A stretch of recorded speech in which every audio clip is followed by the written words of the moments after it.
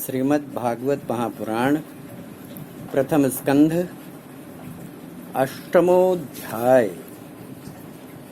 अष्टमोध्याय श्लोक संख्या 20 से श्लोक संख्या 30 इस प्रकार है। तथा परमहंसानां मुनीनां मलात्मनां भक्ति योग विधानार्थ कथं पश्येमः स्त्रियः कृष्णाय वासुदेवाय देवकीनन्दनाय च नन्दगोपकुमाराय गोविन्दाय नमो नमः। नमः पंकजनाभाय नमः पंकजजामिने नमः पंकजनेत्राय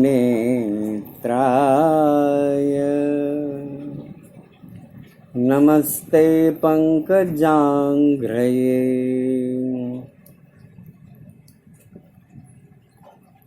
यथा ऋषिकेश खलेन देवकी कंसेन रुद्यातिचिरं शुचार पिता विमोचिताहं च सहात्मजा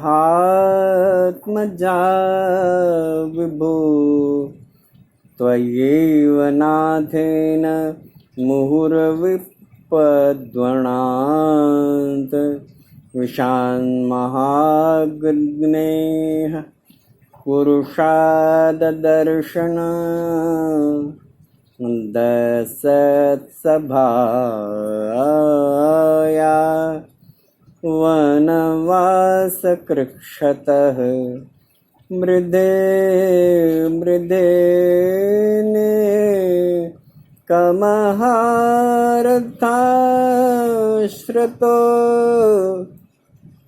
द्रोण्यस्त्रतस्यास्म हरेभिरक्षता विपदः सन्तु नः शस्त्रस्तत्र तत्र जगद्गुरो भवतो दर्शनं यत्स्याद् पुनर्भवदर्शनम्। जन्मैश्वर्यश्रुतस्त्रीभिः रेधमानमदः पुमान् नैवार्हत्य भिधातुं वै त्याम किञ्चन गोचरं नमो किञ्चन वित्ताय निवृत्तगुणवृत्तये आत्मारामाय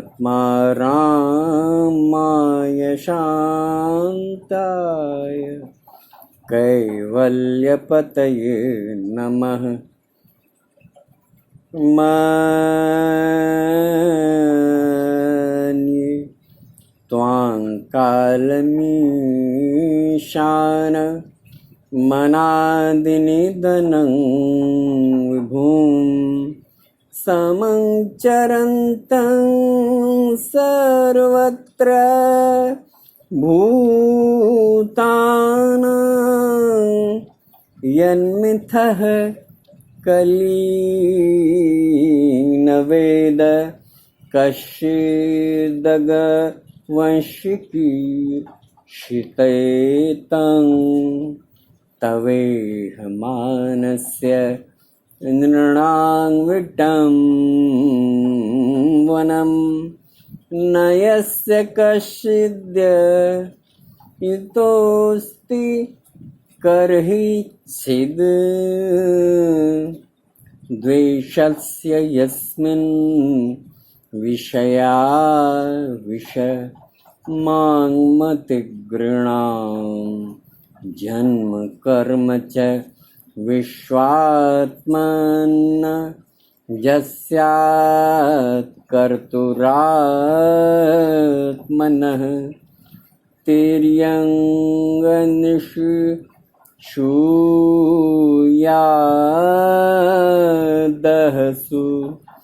तदस्त्यन्तविडं वनम् तदस्त्यन्तविडं वनं विडम्बनम्। अभी आप महाभागवत पुराण के प्रथम स्कंध के 8वें अध्याय से संस्कृत में श्लोक पाठ सुन रहे थे। अब इसका सरल और सहज शाब्दिक अर्थ आपके सामने प्रस्तुत है। श्लोक संख्या 20 से 30 का, जो इस प्रकार है। इस प्रकार ध्यान से सुनेंगे। आप शुद्ध हृदय वाले विचारशील जीव मुक्त परमहंसों के हृदय में अपनी प्रेममयी भक्ति का सृजन करने के लिए अवतीर्ण हुए हैं, फिर हम अल्प बुद्धि स्त्रियां आपको कैसे पहचान सकते हैं? आप श्री कृष्ण वासुदेव देवकी नंदन नंद गोप के लाडले लाल गोविंद को हमारा बार बार प्रणाम है, जिनकी नाभि से ब्रह्मा का जन्मस्थान कमल प्रकट हुआ है, जो सुंदर कमलों की माला धारण करते हैं, जिनके नेत्र कमल के समान विशाल और कोमल हैं, जिनके चरण कमलों में कमल का चिन्ह है। श्री कृष्ण, ऐसे आपको मेरा बार बार नमस्कार है। ऋषिकेश, जैसे आपने दुष्ट कंस के द्वारा कैद की हुई और चिरकाल से शोकग्रस्त देवकी की रक्षा की थी, वैसे ही पुत्रों के साथ मेरी भी आपने बार बार विपत्तियों से रक्षा की है। आप ही हमारे स्वामी हैं प्रभु, आप सर्वशक्तिमान हैं। श्री कृष्ण, कहाँ तक गिनाऊं? विष से, लाक्षागृह की भयानक आग से, हिडम्ब आदि राक्षसों की दृष्टि से, दुष्टों की द्यूत सभा में, वनवास की विपत्तियों के समय और अभी अभी इस अस्वस्थामा के ब्रह्मास्त्र से भी आपने हमारी रक्षा की है। जगत गुरु, हमारे जीवन में सर्वदा पद पद पर विपत्तियां आती रहें, क्योंकि विपत्तियों में ही निश्चित रूप से आपके दर्शन हुआ करते हैं, और आपके दर्शन हो जाने पर फिर जन्म मृत्यु के चक्कर में नहीं आना पड़ता है। ऊंचे कुल में जन्म, ऐश्वर्य, विद्या और संपत्ति के कारण जिसका घमंड बढ़ रहा है, वह मनुष्य तो आपका नाम भी नहीं ले सकता, क्योंकि आप तो उन लोगों को दर्शन देते हैं जो अकिंचन हैं। आप निर्धनों के परम धन हैं। माया का प्रपंच आपका स्पर्श भी नहीं कर सकता। आप अपने आप में ही विहार करने वाले परम शांत स्वरूप हैं। आप ही कैवल्य मोक्ष के अधिपति हैं। आपको मैं बार बार नमस्कार करती हूँ। मैं आपको अनादि अनंत सर्वव्यापक सबके नियंता अत्यंत काल रूप परमेश्वर समझती हूँ। संसार के समस्त पदार्थ और प्राणी आपसे आपस में टकराकर विषमता के कारण परस्पर विरुद्ध हो रहे हैं, परंतु आप सब में समान रूप से विचर रहे हैं। भगवान, आप जब मनुष्यों की सी लीला करते हैं, तब आप क्या करना चाहते हैं वह कोई नहीं जानता। आपका कभी कोई न प्रिय है और न प्रिय। आपके संबंध में लोगों की बुद्धि ही विषम हुआ करती है। आप विश्व के आत्मा हैं, विश्वरूप हैं। न आप जन्म लेते हैं, न कर्म ही करते हैं, फिर भी पशु, पक्षी, मनुष्य, ऋषि, जलचर आदि में आप जन्म लेते हैं, और उन योनियों के अनुरूप दिव्य कर्म भी आप करते हैं। कुंती का ये संवाद बहुत अद्भुत है। भगवान जब युधिष्ठिर का राज्याभिषेक हो चुका था और वहाँ से निकले थे, वहाँ से जा रहे थे वो द्वारिका के लिए, तो कुंती दौड़ी दौड़ी आई। तो भगवान ने उनसे कहा कि बुआ, आप वर मांगी, आप वरदान मांगी, आप जो इच्छा हो मांगी। तो कुंती ने जो वरदान मांगा वो अद्भुत है। कुंती ने यह नहीं कहा कि मुझे ऐश्वर्य चाहिए, मुझे धन चाहिए। कितना समर्पण है, कितना विश्वास है। कुंती ने कहा कि मेरे जीवन में बराबर विपत्तियां आती रहें, जिससे आप मेरे जीवन में बने रहें। कितना बड़ा विश्वास है। सुख में सुमिरन सब करे, दुख में करे न कोई। जो सुख में सुमिरन करे, दुख का हेतु हो। दुख में भगवान का स्मरण होता है और इसलिए दुख में भगवान आ जाते हैं, और सुख में हम सुख की स्थिति में अपने को भूल जाते हैं और भगवान को भी बिसरा देते हैं। तो ऐसा समय जिसमें भगवान याद करें, उससे श्रेष्ठ समय कुछ है ही नहीं। तो कुंती ने यही वरदान मांगा कि प्रभु आप वरदान दीजिए कि मेरे जीवन में विपत्तियां ही विपत्तियां आती रहें, जिससे आप स्वयं परब्रह्म, आप मेरे जीवन में सदैव विद्यमान रहे। कितना सुंदर भाव, कितना बहुत अच्छा भाव है। आपके जीवन में जैसी भी स्थिति हो, आप भगवान को याद करते रहें, उनके स्मरण में नित्य क्षण क्षण जो भी समय लग सके, जो भी समय स्मरण में आ सके, दे सकें, वो उनको करें और जीवन जीते जाएं बस मस्ती में।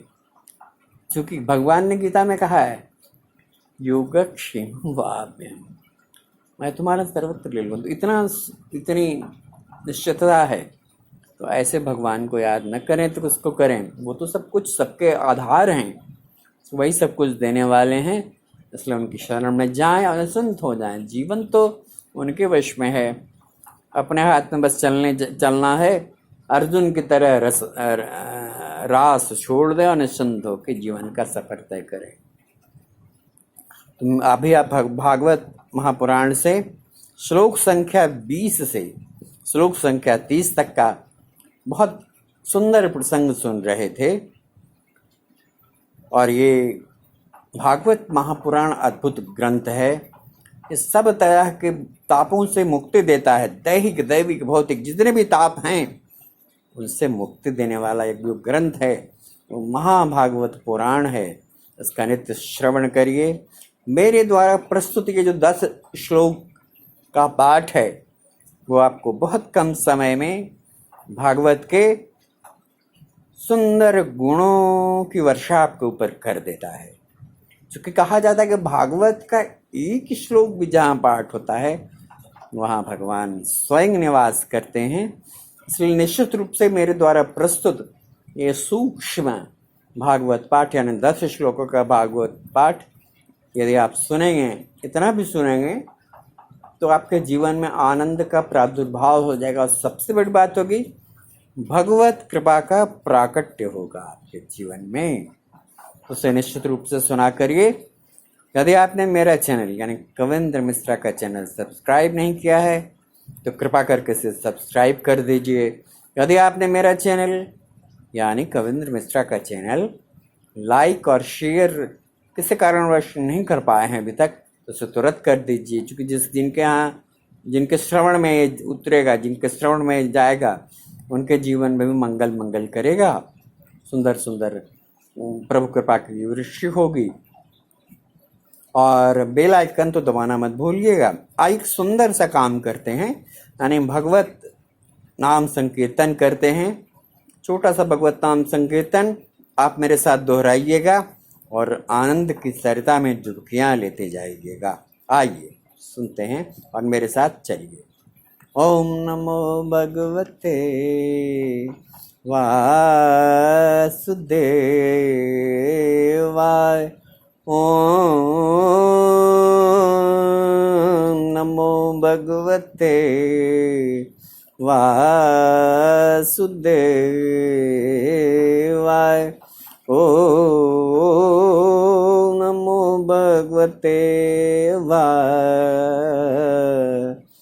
सुदेवाय देवाय वासुदेवाय वासुदेवाय। भगवान श्री कृष्ण की मंगलमय कृपा आप सब पर निरंतर बरसती रहे और आप आनंद के सागर में आनंद से डूबते उतराते रहें।